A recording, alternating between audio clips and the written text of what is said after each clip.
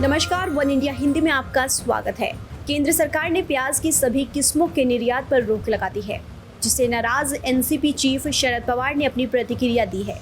पवार ने कहा कि केंद्र सरकार ने अचानक से प्याज के निर्यात पर प्रतिबंध लगाया, जिसके चलते महाराष्ट्र के प्याज उत्पादक बेल्ट में बड़े पैमाने पर नाराजगी और रोष दिखाई दे रहा है। देश की सबसे बड़ी प्याज मंडी महाराष्ट्र के लासलगांव में प्याज की औसत कीमत 30 रुपए प्रति किलो के आसपास है। ये भाव इसी साल मार्च में इसके भाव से करीब 2 गुना है।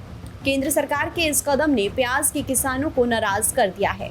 दरअसल प्याज मॉनसून की मार झेलने के बाद इन किसानों को अपनी फसल को बेहतर भाव मिलना अभी शुरू ही हुआ था।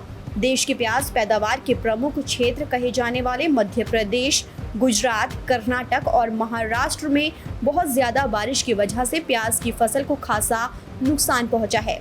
एनसीपी प्रमुख शरद पवार ने कहा है कि इस मामले पर केंद्रीय मंत्री पीयूष गोयल से उनकी बात हुई है और उन्होंने इस फैसले पर पुनर्विचार का आग्रह किया है।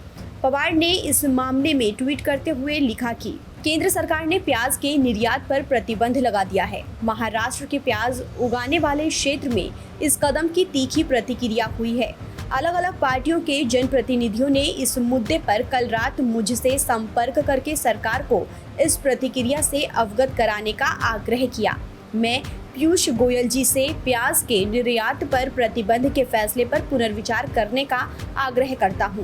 पवार ने इसके साथ ये भी कहा कि इस प्रतिबंध से खाड़ी के देशों श्रीलंका और बांग्लादेश के प्याज मार्केट में भारत के निर्यात की हिस्सेदारी प्रभावित होगी और इस प्रतिबंध की वजह से पाकिस्तान जैसे दूसरे देश भारत की जगह ले सकते हैं।